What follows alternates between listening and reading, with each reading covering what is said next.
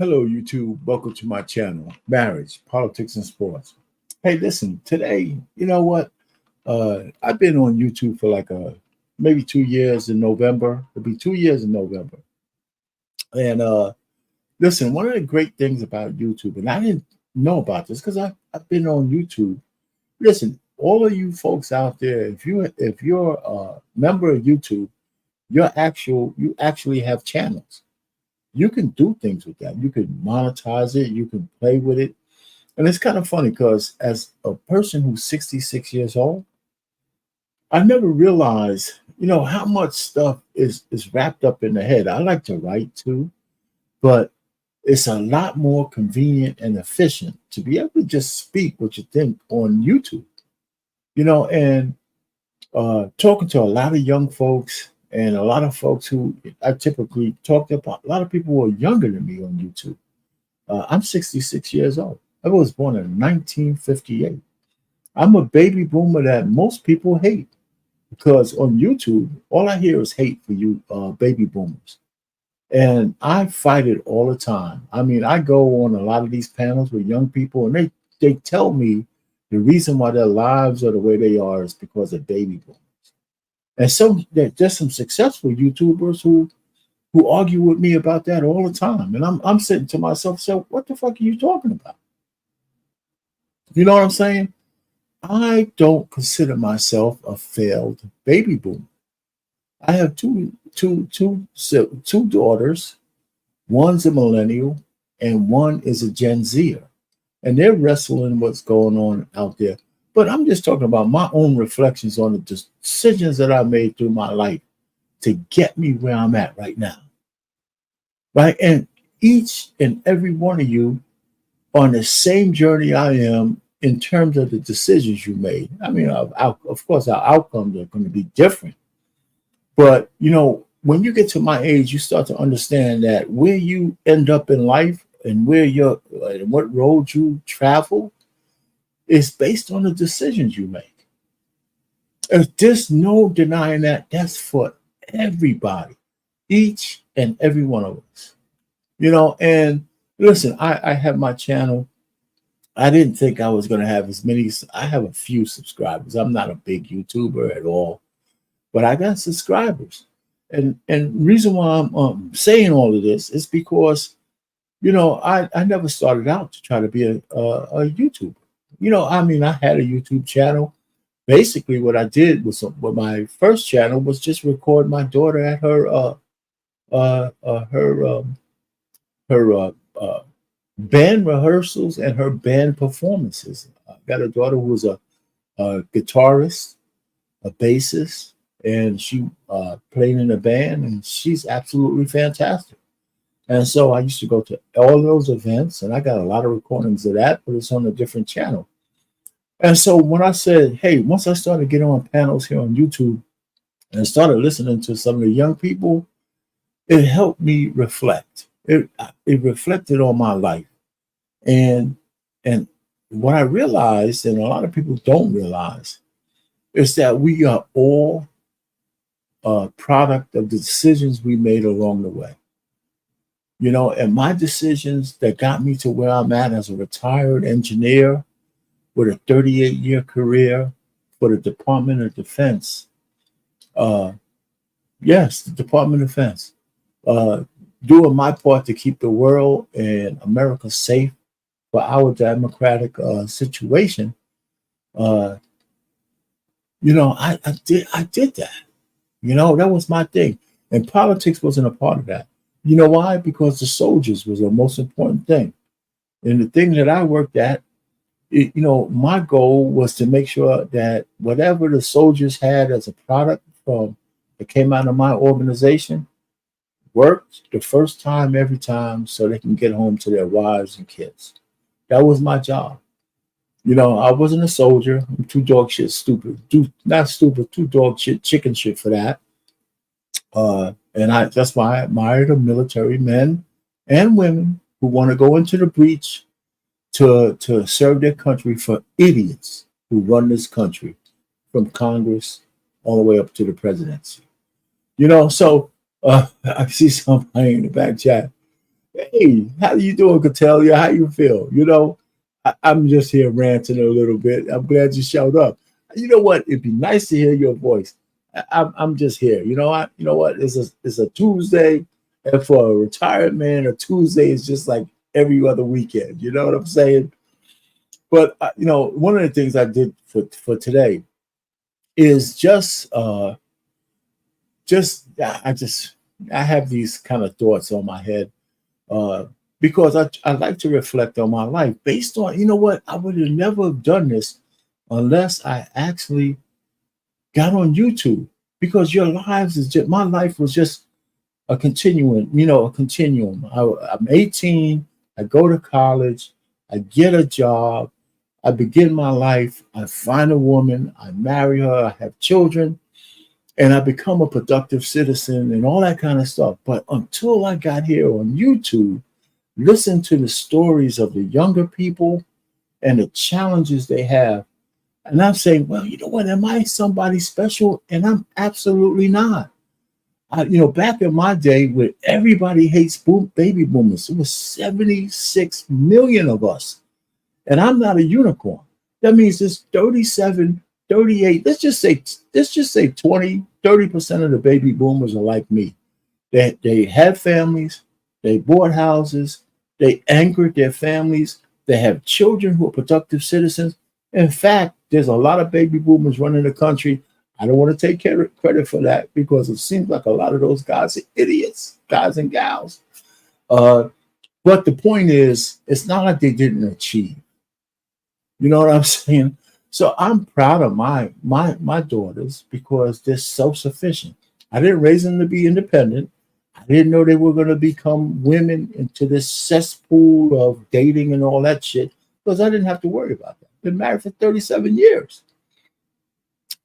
So I started to understand that I can't dictate to the young people how to live. I just can't do that. But I can tell them that they don't have to let their lives be a part of what's going on now, because the future is theirs to make.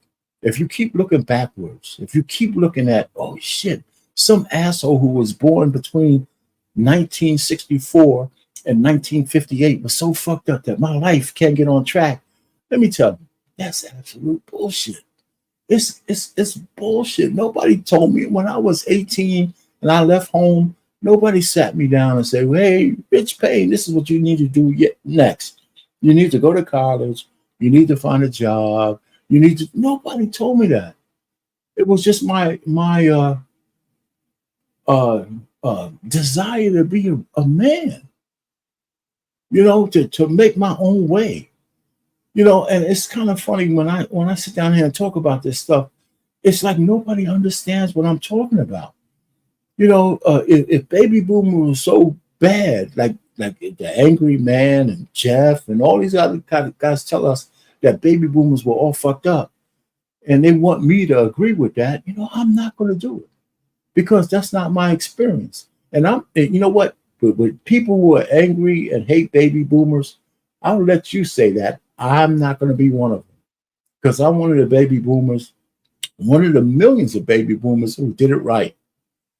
I got married at 29, and I'm still married to my wife today.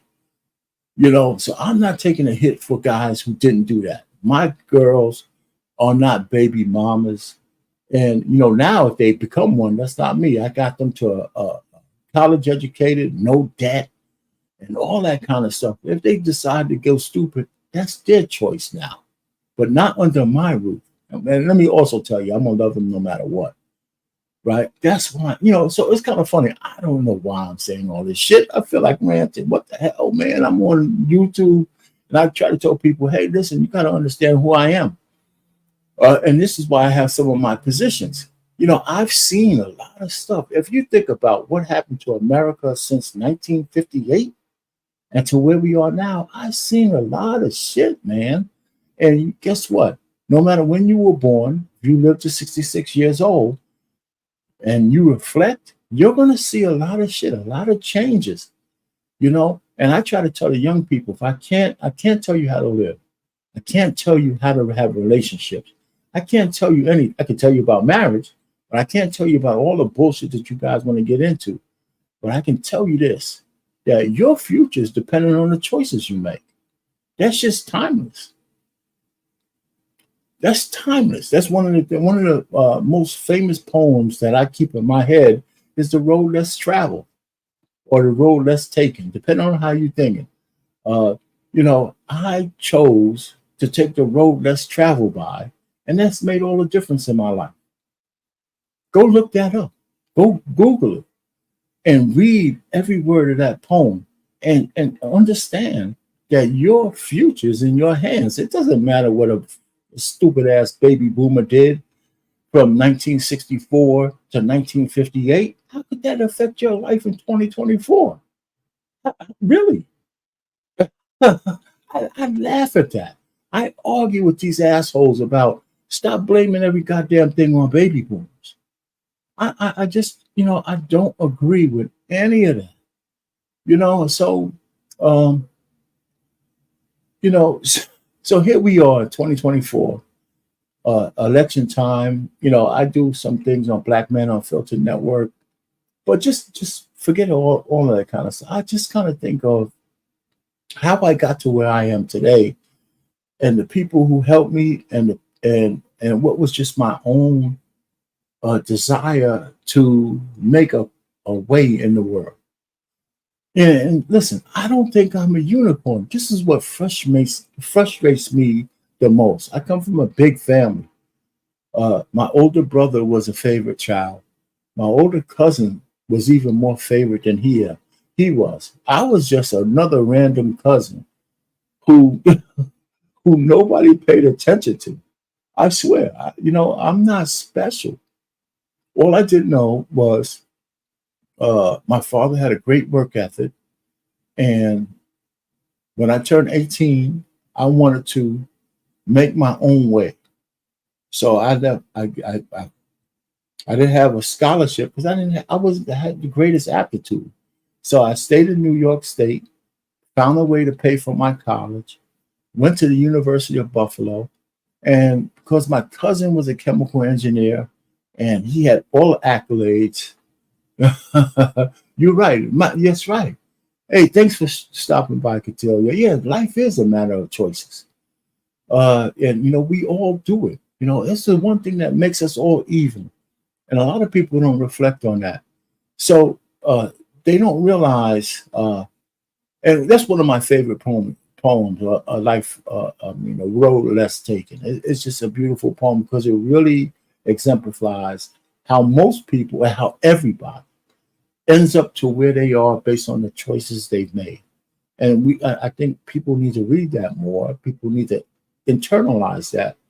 And so anyway, so for me, hey, listen, I know you don't like to come up, but just in case you do, you don't have to show your face, but it'd be nice to talk to you from the cloud.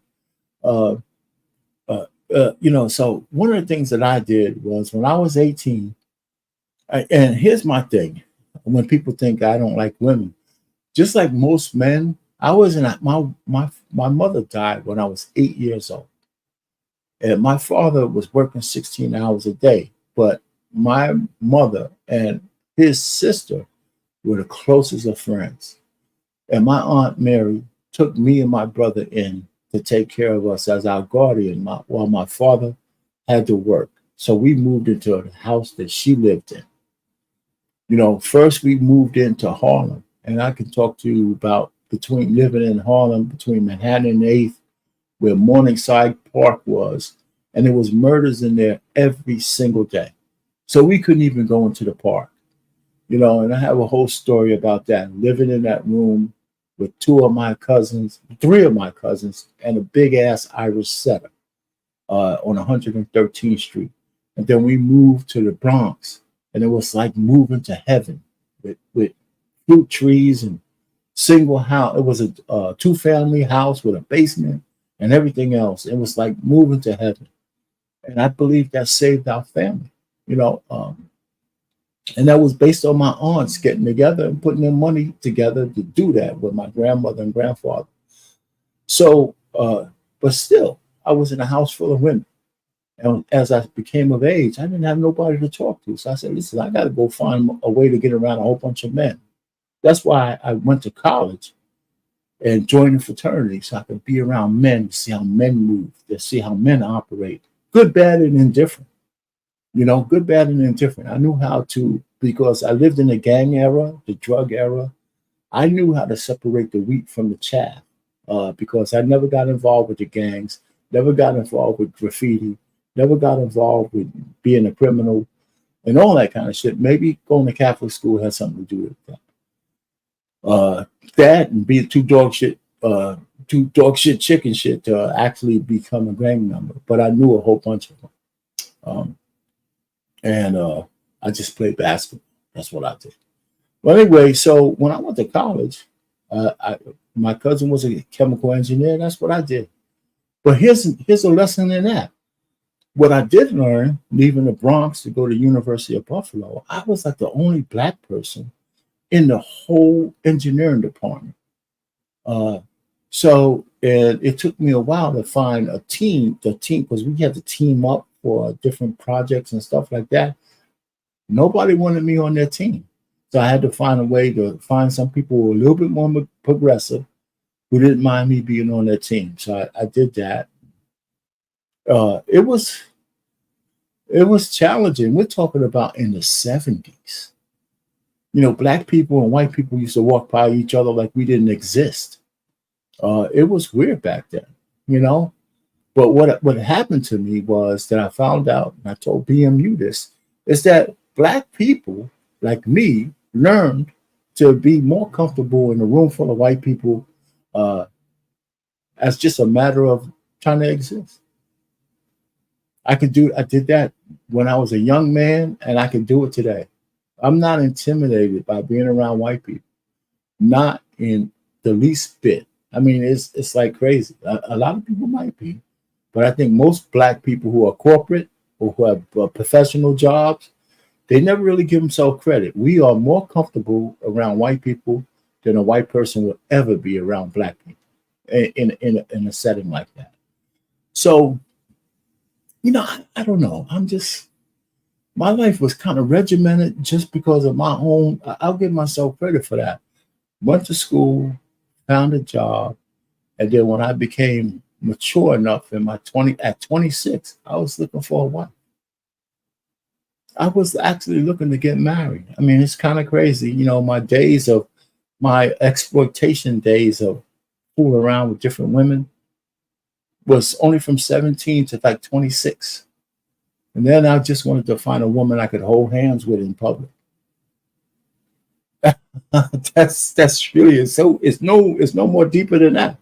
So I don't, so that's what I did. So you know, I don't know why I'm just doing this damn rant. I mean, listen, I'm on YouTube, so I might as well just throw this shit out here. I don't got nothing else better to do. None of this stuff is secret, because in pieces I've been talking about this for a long time. And a lot of people don't know, when we go to different networks and you're on panels, people just hear you talk, but they don't know none of your background story and all that kind of stuff. So all the things and my positions in life or where I am is based on where I came from, and some of the things that were bad I left from in the past, and some of the things that propel me forward. This is who I am. But the best thing that YouTube has done for me is help me reflect. It's helped me reflect, So if I never get anything out of this, the reflection is what I think is the most important. Because if I have to give myself credit, I made more good decisions than bad ones. And that's the only thing you could ask for people. And so when I talk to young people, I tell them, listen, you just got to make more good decisions than bad ones. And in your bad decisions, you can't make any, you got to make sure you minimize, not just minimize, eliminate any bad decisions you can't come back from. That's what I told my daughters when they were 18 and they were trying to make their own way through school and all that kind of stuff. I said, listen, you're going to make mistakes, but just don't make mistakes you can't come back from. And we had some more detailed conversations other than that, but what kind of mistakes are those and all that. But most people understand mistakes that you can't come back from.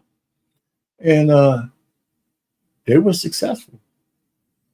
They were successful. And for that, I'm grateful, and it wasn't me, that's all. We were blessed. We were just blessed, me and the wife.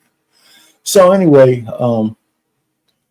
so when I do my panels on Black Man Unfiltered, and I come up with some things, it's kind of funny because it's all organic. I don't sit around during the week thinking about what I'm gonna say on Monday, and somehow it just comes to me based on just looking on YouTube and doing my own videos on my channel. It's so variety because I talk about relationships. Like I like to cook for my family on Sundays so we can sit down and talk. I'm not a big chef, but I come up with stuff they seem to like it. I have videos for that. I have videos people think, yeah, a lot of my family think I don't like women, but I have a whole series of women talking to people about what they think women should be doing. And that's my Let the Women Tell It series. I can't stand Democrats after 46 years of voting for them bastards for all this time. I finally understand that we're being used. So I'm an idiot. I'm a goddamn idiot for taking that long to have a revelation. But you know what? I still have some voting years in me. So that's the deal there. And and just even this crazy ass live, right? I usually would do something like this on a record and then decide whether I want to put it out there or not. But what the hell, man? Because I'm not saying that everything I'm saying today, I've said in pieces elsewhere. And so I'm just putting it all together. So I can see how we got to where we are. And I've said some of this on Black Man Unfiltered Network already about the different laws that have changed, the way the country changed from 1964 to where we are now. And the truth of the matter is, for some of you guys and gals who are so much younger than me, you don't have that long distance, those amount of years, like being born in 1958. I do remember where I lived when I was like, gosh, man, maybe 4 or 5 years old. Frederick Douglass Apartments in Harlem, in Manhattan. The grammar school I went to on 106th Street. The house we moved into when my mother passed away on 113th Street. The house we moved into the Bronx in Commonwealth Avenue in the Southeast Bronx.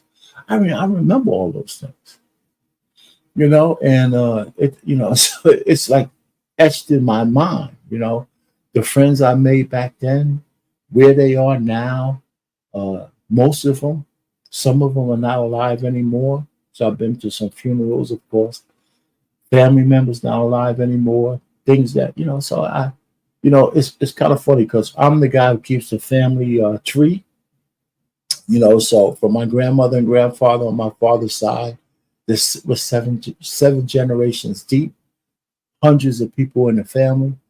A new baby is born, they call me. I put the baby down. Who's the father? Who's the mother? What's the birth date? I do that. So it helps me reflect. That one of the things for that, just on a little tangent, I want to be able to hand that over to somebody to take it over for me and say the year 25. If that's still going with somebody else taking care of it. So you want to know who your grandfather is, even if it's just you're on one side of your family, you can go trace that back and you'll see hundreds of people who are related to you. So that's one of the things I like to do. I waited till I was retired to do that. So anyway, I'm just rambling, so I'll be up tonight. We're going to be on BM News channel for, I guess, flipping tables. So I guess where I'm at now with the Democratic Party, I can't. The reason why I just can't. I loathe them so much, is because they've been grifting Black people for too long, and I'm not so sure that this is the end of it. Because if Trump was a different candidate, if he was a likable conservative candidate, Kamala Harris wouldn't have a chance. She wouldn't have a chance, but she does have a chance. You know, it's a reality. A lot of people don't realize that. No matter how much the media hated her just a year ago, no matter how much the Democrats hated her, we found out that the media, if they like somebody, they could make the population like them. If they hate somebody, they can make the population hate somebody. We are all being manipulated by the forces around us. And, you know, so it's impossible to say, hey, listen, we can resist that. But the first part of resistance is being able to recognize that you're being manipulated. You know, and some people don't mind that because ignorance sometimes is bliss. And, you know, so I don't know. I mean, I could go so many different ways with this stupid rant that I'm doing right now. I just wanted to just say, you know, I had uh, one of the things that makes me feel good about today is,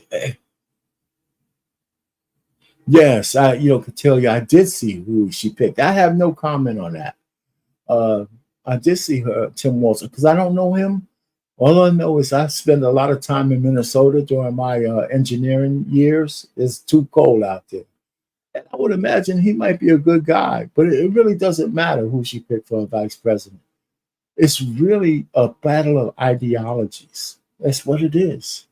You know, I would imagine if the guy's governor, I'm going to give credit to the people of Minnesota that there's something about him that they liked.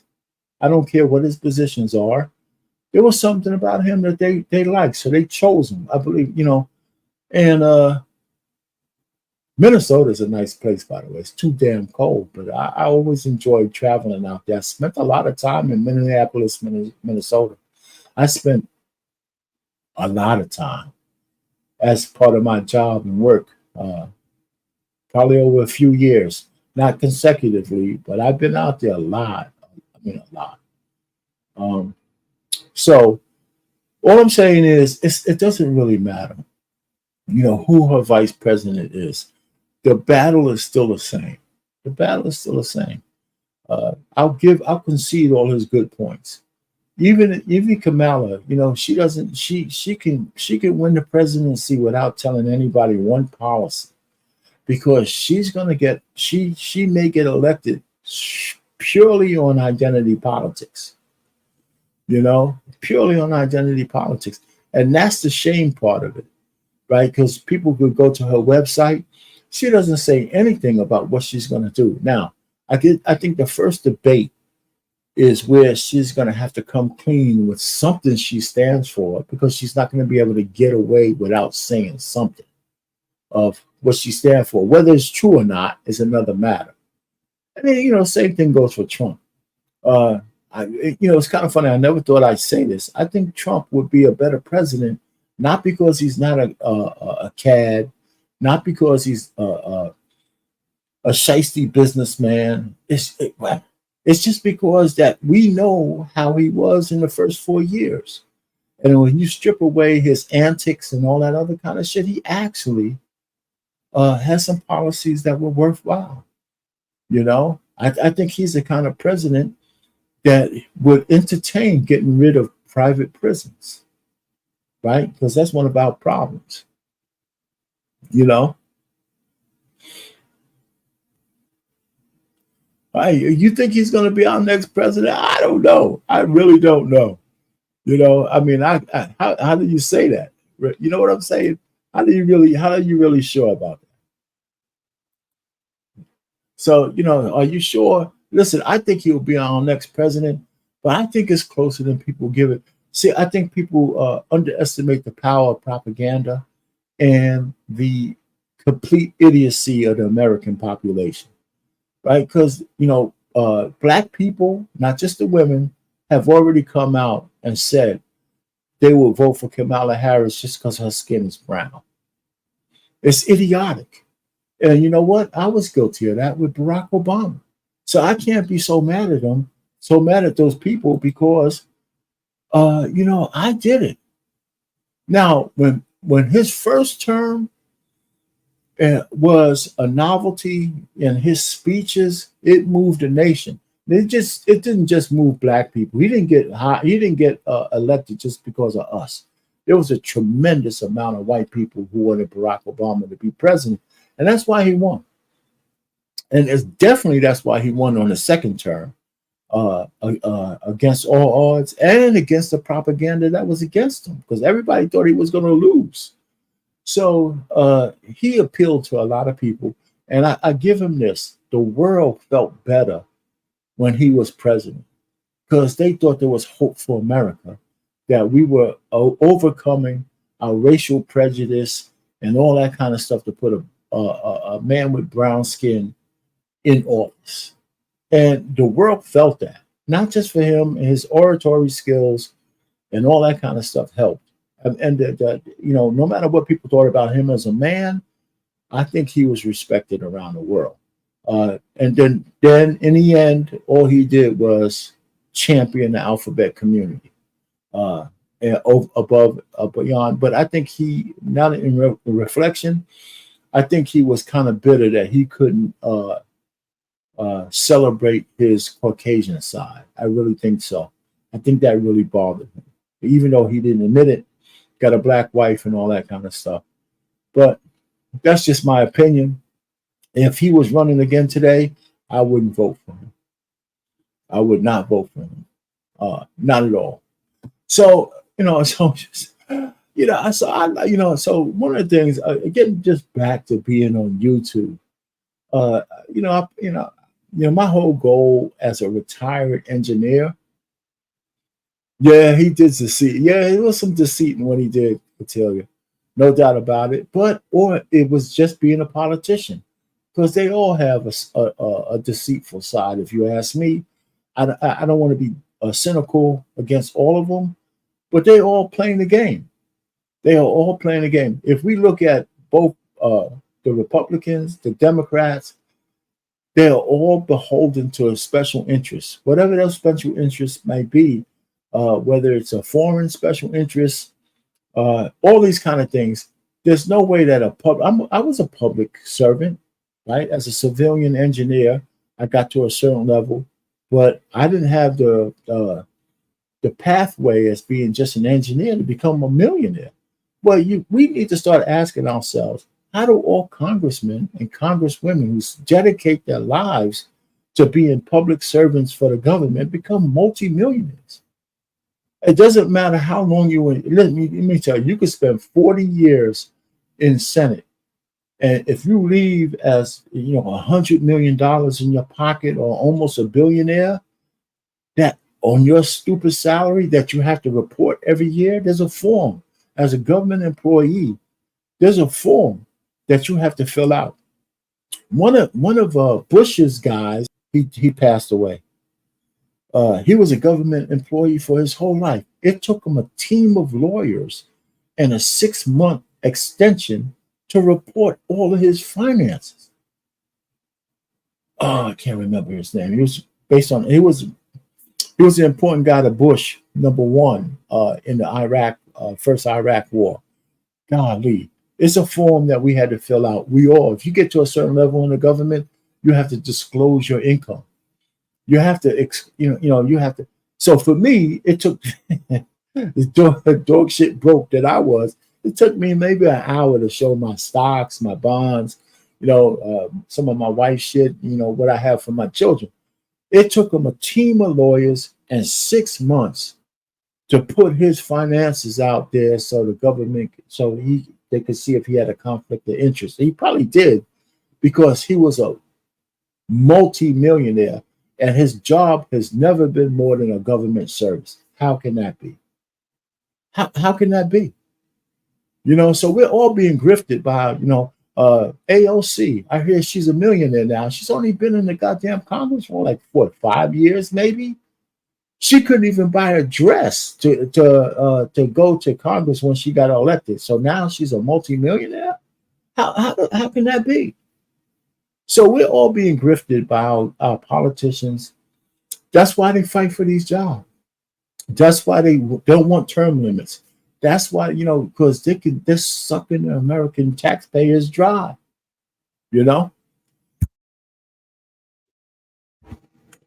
So that's where we are, and so it takes reflection to kind of see that, so I don't know. I don't know. So I mean, just get back to me. I mean, I've been like married. I got married at 29. Uh, I stopped chasing women around 26 or some shit like that. And not that I was a select guy. I try to tell people this. I don't look at myself as a select guy. I actually look better than I did back, look better back then than I do now. So I wasn't that bad. I was, it definitely wasn't on the incel track. So at 17 was my first encounter. And at 26 or 25, 26 is when all that other shit stopped, and I met my future wife, and then all that stuff got put aside. But one of the things when I talk to a lot of men, and this whole notion that a lot of guys can have sex with women they don't even care about, that wasn't necessarily me. I didn't have it like that. I actually liked all the women I'm not saying I had 1,000 women, but I actually liked all the girls I had encounters with. I picked up something from each one of them, and that's why I think that my knowledge is better than the average dude about how women operate. So that's enough of that. But I had to put all that away I had to put all that aside once I met my wife, and I did. So it's just me and her. And then I realized just marrying a woman doesn't stop her from being a woman, which is fine with me. So I've been learning about women because I have one up close and personal for the last 37 years. Yeah. You know what I'm saying? So, I mean, for me, it's just that simple. Anyway, that's just a side story. But anyhow, I mean, I just wanted to just go ahead and ramble, because it's funny because my last video on Black Man Unfiltered Network was a recording of ramblings. And I said, well, you know what? I got to get used to just going ahead and shooting from the hip out there and don't say too much, but don't, just get your point across. And for this one, the title of this is Reflections. And I think we all need to reflect. And sometimes you need a stimulus to help you reflect on what you've done in your life. And you don't have to tell all your secrets. You don't have to do none of that stuff. But even if you keep some stuff to yourself, I don't think enough people sit back and say, shit, you know what? I'm exactly where I am because of the decisions I made. And sometimes if you think about it enough, you can pinpoint the fact that you're where you are based on some decision you made. And if you would have made a different choice, maybe your life would be different. And that's what I tell the young people. Stop looking back and, blaming the baby boomers or your Gen Xers and all that horse shit for your plight today. If you're still alive and you can feed yourself and you can feed your family, then the future is yours to decide.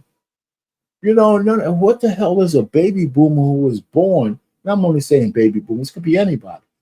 Well, what the hell does somebody born in 1958 or 1964, which is the 1946 to 58 or to 1946 to 1964 is the baby boomer ring. And so many people hate baby boomers. And it's so stupid because what the hell does that have to do with your life in 2024? And this is why I have so much problem with people just looking back to slavery and say, well, we are because we were slaves. What the fuck are you talking about? When's the last time anybody asked anybody for their slave card? And then people want reparations, but they want to separate black folks based on whether you're FBA or ADOS or whatever, or you're a tether. I said, you know what you're doing, right? Is just segregating yourselves. You think that that's going to go over smoothly? That shit's crazy. It's just so funny. I tell you what, I think people are just crazy. You think it's going to go over smoothly. Hey, listen, you know what? I appreciate you enjoying my crazy ass rant. But anyway, so I just think that You know, we have too many albatrosses around our neck that we don't want to let go of, because I think there's a certain amount of comfort in being considered a victim. You know, and I just think that that shouldn't happen. I think people need to move past it. You know, it's one of the things that uh, if I didn't instill anything on my daughters, that's the one thing I did. They are comfortable no matter where they are, whether they're around a bunch of white folks or black folks or in between. You know, it's funny because my youngest daughter went to high school right down the block from where we live. And so when parents from a lot, and it was a multicultural school, it was a Catholic school, but it was all kinds of kids there.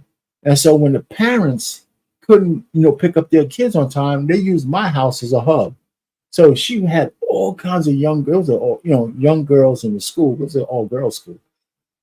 All from the school, they would stay at my house until the parents could come get them. So it was all kinds of, Spanish girls, white girls, black girls. And I just noticed that they were just comfortable with each other without the bullshit, right? And they all kind of, my youngest daughter she's very, very intelligent chick. Man, I don't know where she got it from, but I want to take credit for it, but her worst, my best report card wasn't even anywhere close to her worst one. So I credit her that. So anyway, but that's what I'm saying. The real point is that they're comfortable around all kinds of people. Now they're both in the corporate world now, and I would hope that they would get married someday, but I can't dictate that now. But any choices they make now as grown women is on them. My goal was to get them to college, get them through college with no debt, and give them an opportunity. Now, Anton Daniel says something, and now it resonates with me. Here's another reflection. He says that, you know what? Men who are self-sufficient, who stay with their families, we contribute to our daughters being the women that they are today. Right? Because if we're self-sufficient, our daughters do emulate us. Right? We're not independent if we're married, because I'm interdependent with my wife, but it's a subtlety that you have to explain. So my daughters look at, the fact that I can stand on my own 2 feet, and that they somehow actually admire their father, that they emulate that. So that might make them a little bit harder for the average Joe to come and break their little circle, because they keep comparing those guys to me. You know what I'm saying? And, unfortunately, and it's going to sound crazy, but it seems like they say they don't make guys who think like me anymore.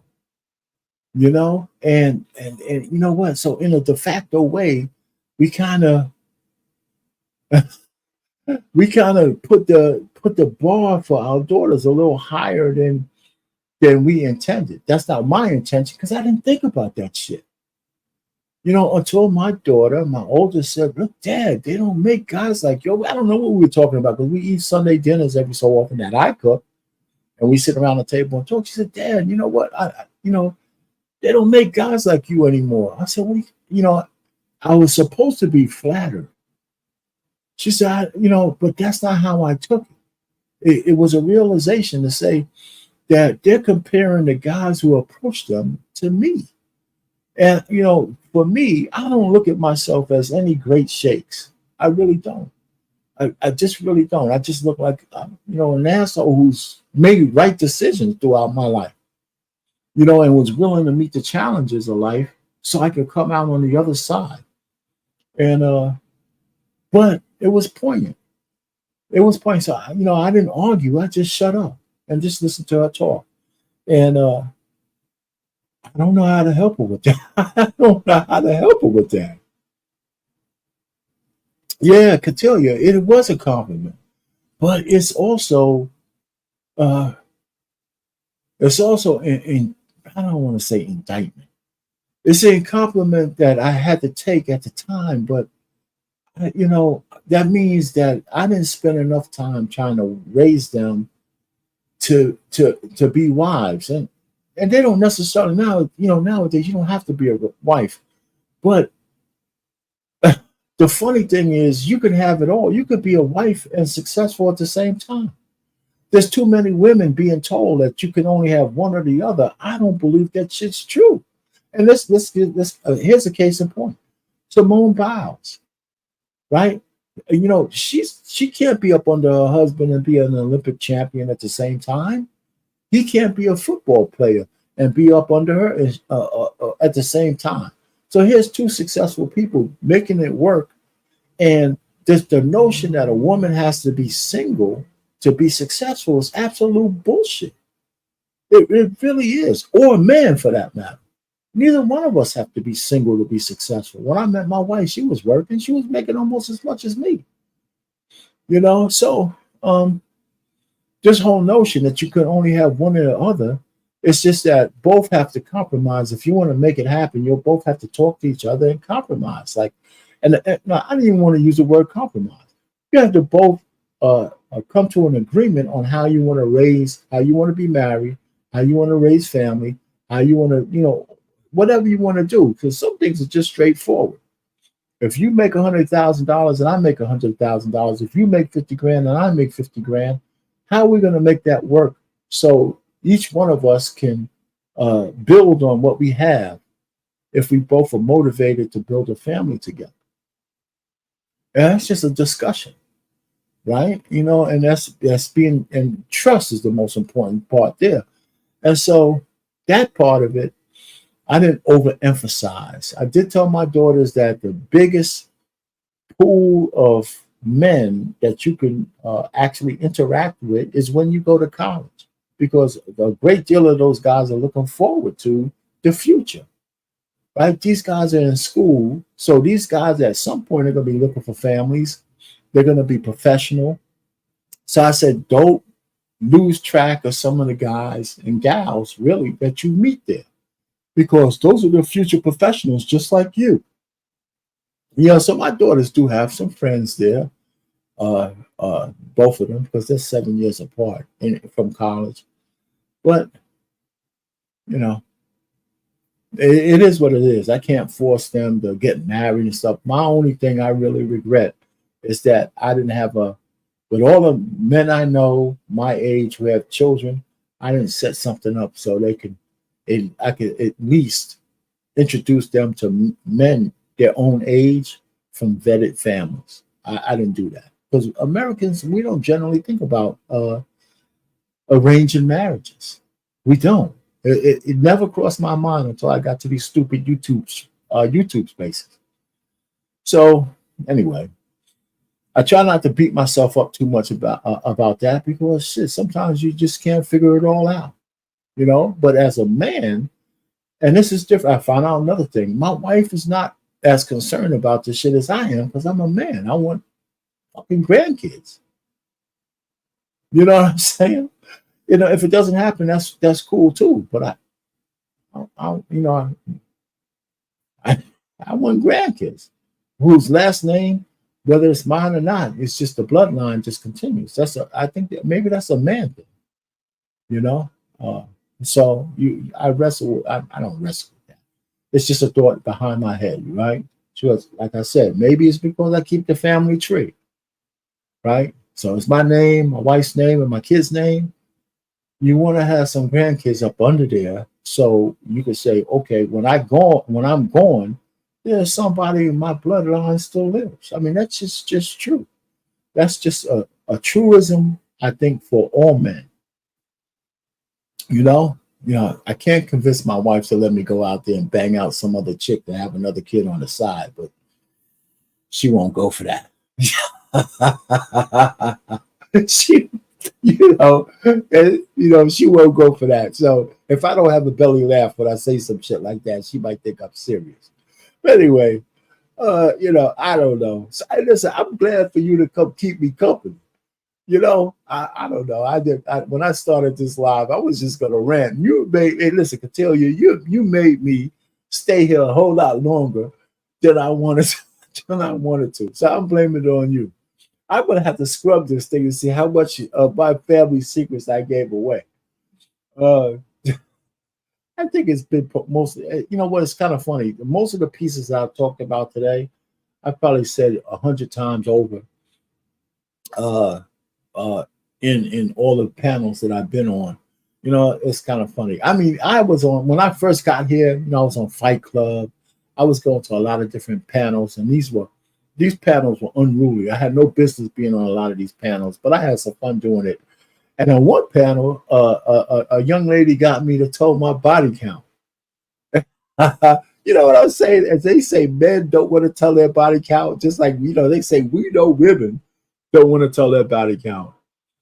You know, uh, you know, she got me to, you know, and I actually felt embarrassed from the, not embarrassed, I actually felt guarded. I didn't want to say, you know, the actual number because I didn't want to feel superficial. It's just weird. So, you know, you women, I know you. I know, now I understand why women don't want to tell them people their body count. Oh man, yeah. Miss Jenny is something else, man. You know, that was so impromptu when I popped up on her channel, and I like that little. I like being there. You know, she's a nice young lady because I think she's like 25, 26 years old, and and you know, I hope her and her husband actually have a long life and a long marriage. You know, so and now she's having a baby. That's great. I know she's deep into her religion. Yeah, so that's all. You know, like I said, I've been on. I think, you know, shit, man. I've been on BMU's channel when he asked me to do that morning, that Monday show. It's been around maybe 8 months now or whatever. And I wasn't even thinking about all that. I just said, you mean, let's go for it. You know, and then when Miss Jenny came around, and, you know, so we're waiting for you to have your own show. You know, we all like to support. You know, so it's you know, my channel here, I just do a lot of videos. I mean, if you look at it and you could see, if you go back, I have series that let's let the women tell it. I have some cooking series. I just take stills. You know, that's dinner with my loved ones, and then you know, I have to let the women tell it. I have some things. Some things are better than others. I mean, I just have these thoughts because I like to write, and it takes more time to write and rewrite before you publish stuff. And I thought it was just much easier to just verbally spit my thoughts out on YouTube, record it, and definitely I like that better. But I need to get back to writing a piece here and there. I used to call it uh, talking out loud on virtual paper, something like that. That was I got a little booklet of stuff. You know, it started when the pandemic was here. My first piece was, you know, that technology saved our lives. Because in 2020, if it wasn't for technology, people would have gone crazy in their houses, isolated from each other. Yeah, we don't have to go into those details, but that's true. It wasn't for the cell phone and for all those companies that had deliveries and all that kind of stuff, isolated from each other. People started to actually expose the fact that they need other people around them. You know, so and that was cool. So that was one of my first pieces I put out there. And I thought that was really poignant. So because if that kind of pandemic would have happened 20 years earlier, we would have been crazy. One of the things in New Jersey, that's where I'm at, just to ramble on a tangent. One of the things in New Jersey was that they kept all the liquor stores open. They closed everything else, but they kept all the liquor stores open because somebody in their infinite wisdom knew that if people couldn't drown their sorrows away in alcohol, this place would have been an absolute madhouse, right? So they left those open. So you were able to go to a liquor store, buy beer or some wine or something to just ease your mind, and go back into your solitude. And that's what they did, you know. So they had a recognition that, you know, people needed something the drug of alcohol to somehow, you know, kind of calm their nerves. And because we have too many alcoholics as it is, but that's the reason why they kept them open. They might never admit that, but that's exactly why. So anyway,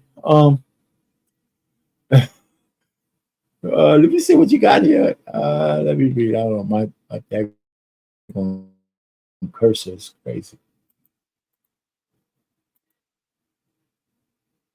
Oh, I saw that one. Anyway, so I don't know. Let me see how long I've been rambling. I see somebody else in the chat. I don't know who that is. They can say who they are if they want to. Yes, it was. I don't know where you were, but it was a crazy time, and it's turning out that a lot of it was unnecessary. You know, I think they could have. I think the government missed a golden opportunity to help the country get into shape, because it was clear that there was modalities, if that's the right word, that were more susceptible to the disease than others. So guys like me who were overweight, one of the things I needed to isolate myself was to get into better shape so I can fight that off better. Respiratory diseases, older age, if you had any of those things, you were more susceptible. Our children probably never should have been subjected to the shit that they were subjected to. The government lied to you with Fauci, and the fact that the government was complicit pretty much in a lot of stuff that was going on. So, and you still can't mention it now on YouTube without getting, demonetized or excommunicated. So it was a bad time. So I think though we're still here, and it's still raging, by the way, in different places. So it's just the way it is. I think it's an endemic now, because our bodies are, we're around it all the time now. And, a lot of people, this is bouncing off people's backs now because we have herd immunity, I believe. Yeah, but you know what? Think about this. I think people are misled, but we're misled about a lot of things. Just think about this election coming up. Just a year ago, the Democrats were getting ready to try to convince Biden, when he had 2 brain cells left, to get rid of Kamala Harris for the rerun. And now she's the greatest thing since sliced bread, if you ask a Democrat. So the propaganda machine never ends. You know what I'm saying? It just never ends. And if Trump didn't have so much baggage, this next election wouldn't be even close. If he didn't have that much baggage, you wouldn't even be close. It's clearly that the kind of president we need is somewhere between both of them.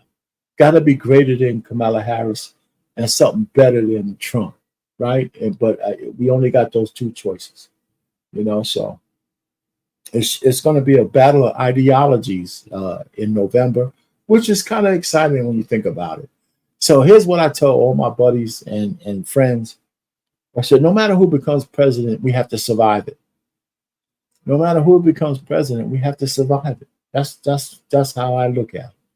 The lesser of 2 evils, whether it goes too liberal or too conservative, no matter what, we have to somehow steel ourselves, steel our families to survive the onslaught of the idiocracy that's going to come our way.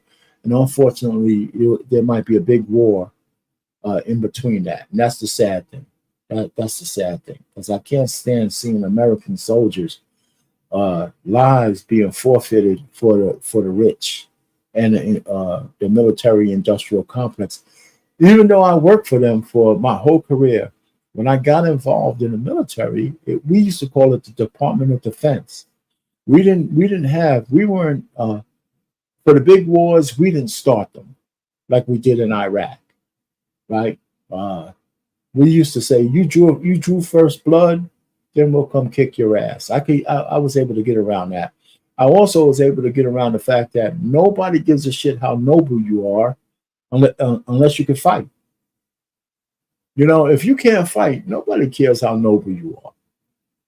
So that was my motto for the Americans.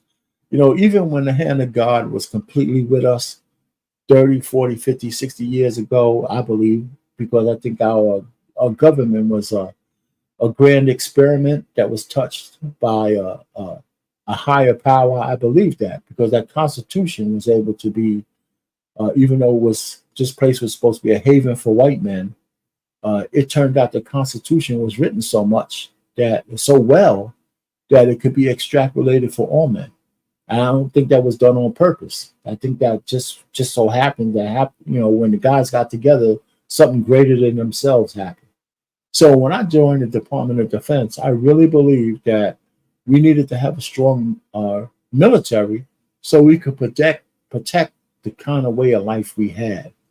And that was true for a long time until we went into Iraq and killed millions of Iraqis for purposes still unknown. And that was my big issue. I had a problem with that. I was still working, so I had to keep my job going because after a while, it only mattered to me that we brought our own soldiers home safe to their families. The politics I had to put to the side. So, and that's where we are now. We shouldn't even be in Iran. We shouldn't be anywhere close to the Ukraine issue or the Israel issue for that matter. Yeah. Okay.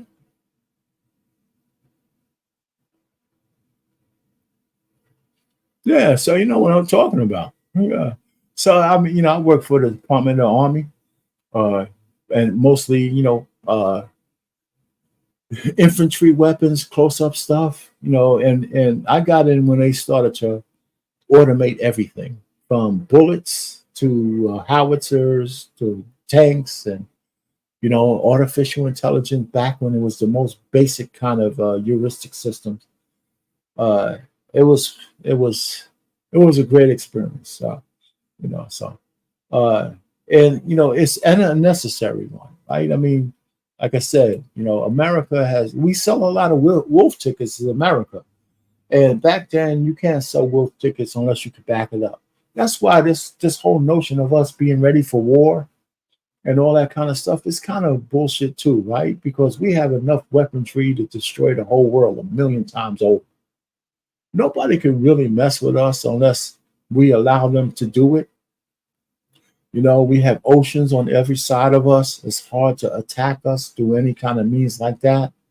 If Trump is talking about building a dome shield, which could be effective enough, but so if worse come to worse, that mutually assured destruction is something that's actually real, and and in the end, there was only one country who actually dropped the bomb, or two of them, and that was us. And once we did that, we told everybody else around the world that you could justify almost anything. So there you have it. So that's where we are right now. So anyway, so I don't regret working for the Department of Defense, by the way, not at all, not at all. I don't regret that at all. That was my civilian service to the man, and some of my best experiences working with the soldiers. Anyway, so that's that. So it afforded me a retirement that I could afford to stay here in New Jersey. So what can I say? So I can't complain. I can't spit on that blessing. So anyway, listen. Let me. You know what? I could probably rebel forever. And so I'm gonna go over this again once I save this and say, "Oh my God, what am I talking about?" I'm really tripping out. But I think some of this is practice for me because some of my best speeches is when I'm not on camera. That's why on Monday I played a recording of what I thought about the two things with Kamala Harris. One, that we shouldn't vote for her based on identity politics, and two, just kind of highlighting some of the things that she says she stands for. And the truth of the matter is, if somebody votes for Kamala based on they agree with her positions, I don't have any argument with that at all. Because that's the way it's supposed to be. But if you tell me, just like Anton Daniels said, Are you voting for her just because she's a woman and just because she has brown skin? That's a no-no, and we've all been there. I had to admit it. That's what I did for the first time with Barack Obama. The second time, I voted for him based on more of his policies, because at that time he didn't come out of the closet and he wasn't so pro. He wasn't as pro alphabet community until his second term. So, or else I might have made a different choice. And it's not that I don't believe that people from the alphabet community don't deserve life, liberty, and the pursuit of happiness. I believe that's all you deserve, all of us. And once you start trying to trample on other people's rights, that's where I have a problem. That's why you don't force me to try to use your goddamn pronouns and shit like that. That's where I start having a problem. So kind of understand it from the black perspective. When we start getting our civil rights, we started wanting more than just being able to be equal. And I think that's where we started to make our mistakes. I think the only thing anybody, I don't care what your philosophy is that you only owe life, liberty, and the pursuit of happiness. And that word pursuit is the key. Nobody owes you happiness, but you should have an opportunity to pursue your own happiness if you have the wherewithal and the drive to do it. And you can't put that, if you don't, you can't blame anybody else for that. That's just my philosophy in a nutshell. Hey, listen, you know what? I really appreciate you giving me something some kind of baseline to talk from. I really do. But I'm going to end the live. I thank you. I'll probably see you on BMU's channel. We have the flipping tables tonight. So that should be interesting. You could go on his channel and see what the title of that is. So that should be cool. And I think Miss, what's that? What's the other sister's name? Alicia has a show. Might be on pretty soon. Anyway, hey, listen, I appreciate you spending some time with me, and whoever else is on it. I see two people here. Whoever's, I really appreciate you coming up and sharing some time with me. And let me end this live now. And so all about me because, well, not all about me, but there's all kinds of that I did. All right, so I appreciate it. I really do. I really do. So I'll see you tonight. All right, have a good one. And for everybody else out there, hey, I'm gonna listen to all of this again, and I'm not gonna take it down, but it might be some shit I might cut out. Anyway, everybody have a great day. Later.